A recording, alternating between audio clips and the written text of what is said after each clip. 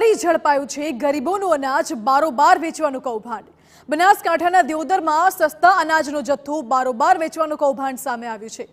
ચંગવાડા અને કોટડા ગામે સસ્તા અનાજના સંચાલકે જથ્થો બારોબાર વેચી નાખ્યો હતો।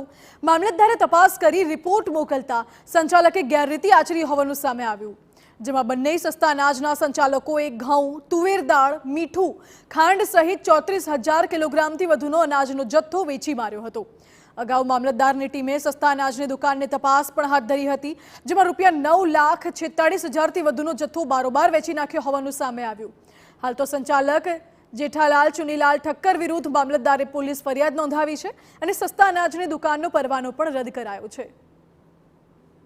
દિયોદર તાલુકાના કોટડા ફોરણા અને ચગવાડા ગામના દુકાનદાર જેસી ઠક્કર દ્વારા માલ સજોગે બાબતે જણાવવાનું કે તારીખ 23/9/2022 રોજ તત્કાલીન નાયબ મામલતદાર શ્રી પુરવઠા દ્વારા આ દુકાનની તપાસણી હાથ ધરતા ઘઉં, ચોખા, તુવેર દાળ, ખાંડ મળી કુલ જથ્થો 16,428.85 કિલોગ્રામની ઘટ જણાઈ આવેલ।